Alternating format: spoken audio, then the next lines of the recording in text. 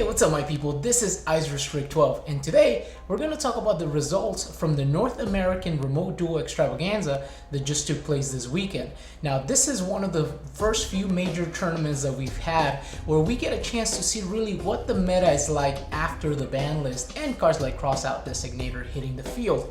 Now we're going to go ahead and take a look at the top decks. This is going to give you a very good idea of the power level of the current meta, some of the things that the professionals are doing with their decks, and how this is going to shape up moving forward. Alright guys, so stick around, let's take a look at competitive Yu-Gi-Oh! And see what we can learn from it. Very well guys, so the first deck I want to talk about was third place Adagnister. Now this deck was one of the few decks that was able to maximize the use of Crossout Designator, and the reason why was because the engine is actually not that big, so you do have space to play a bunch of hand traps, both hand traps that you want to use against your opponent, such as the Ash Blossoms, the Nibiru's. This player was actually playing things like Effect Failure, but also you can use the Crossout Designator to stop hand traps that you're afraid of. So this deck in particular was playing something like Ghost Ogre. That is something that it kind of dies to, but with Crossout Designator he was able to stop that card. So Adagnister was third place. I was actually surprised by this result. I did not see that coming. And the other cool thing about this deck is, have you seen their boss monster? So the boss monster is a rival Cybers, and oh man, this card right here is crazy. It can come in as a 6,000 attack monster or even more sometimes, and it cannot be affected by card effects. So good luck trying to attack over this thing. Now again, like I said, Adagnister coming in at third place, kind of a surprise, but a pleasant one. And coming in at number 2 was Drytron. Now Drytron getting second place is something I'm not really surprised about.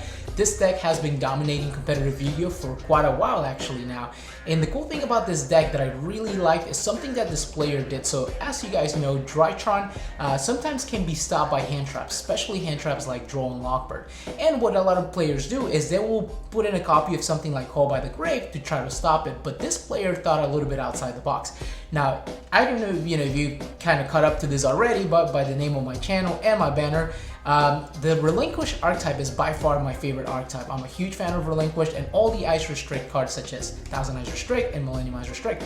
So what this player did in his deck was that he put in a copy of Instant Fusion so that when he's about to go off with his plays, he plays Instant Fusion, pays 1,000 life points, brings out a Millennium Ice Restrict, and if your opponent tries to hand trap you, that Millennium Ice Restrict is going to negate that hand trap and absorb the monster, and now you have a body that you can use for something like a Link Karibo, or if you are going second and your opponent has something, a monster that is in front of an extra monster zone, you can even go into something, and this is not something he did, but this is something you can do. You can even go into something like Relinquish Anima and take that monster by offering that Millennium Ice Restrict. So this deck right here guys, Drytron coming in at second place, no one's surprised. It's an amazing deck, especially if they go first. You basically don't get to play Yu-Gi-Oh! Just scoop, get ready for game 2 and hope that you can stop them.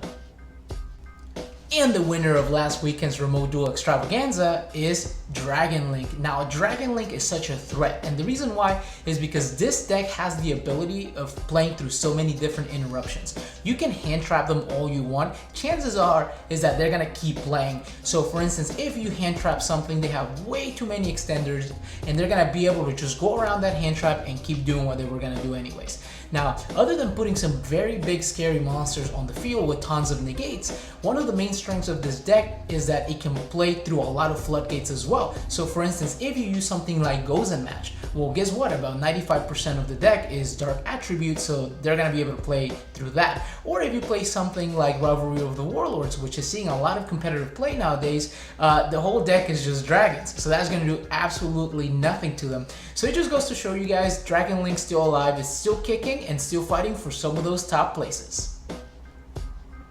And lastly guys, something I want to talk about is rogue decks. Now a sign of a good healthy competitive format is when everybody can compete. So if rogue decks are able to be in the top tables, it means that it is a pretty good format. Now yeah, to some it is a little bit boring. Usually when we get a new ban list, we want to see things turn upside down, but this format, believe it or not, is not that bad. Rogue decks can compete, everybody has a chance of beating everybody, and that always makes Yu-Gi-Oh! A lot more fun. Now with that being said, some of the rogue decks that did really well in this tournament were decks like Eldritch Lightsworn, which is something I never really thought about, but reading the deck list I was like, alright, that makes a lot of sense. We also had other strategies such as Phantom Knights. We're out there swinging. We even had decks like Grand Maju that are such, out of left field kind of deck that every now and then will get some significant wins. And we even had decks like Dinosaur that not a lot of people are playing, ever since Miscellaneousaurus went down to 1 copy per deck. A lot of people kind of, stayed away from the strategy for a little bit, but Dinosaurs was out there and it was out there swinging. Alright guys, well I hope this video helped you kind of understand the state of competitive Yu-Gi-Oh! That way you can plan ahead, kind of see what strategies are doing well now that everything is said and done, and I feel like the meta is settling in a little bit more. You get an idea of what decks are performing well so that you can prepare accordingly when you go against them, or if you play one of these strategies so that you look at these deck lists, you'll get some ideas of things that you can do that you probably never thought about. Alright guys, well thank you for taking the time to watch this video. It really means the world to me. Please go ahead, like the video, subscribe if you like my content, stick around for more guys. I really appreciate your support, and I will be seeing you guys in the next one.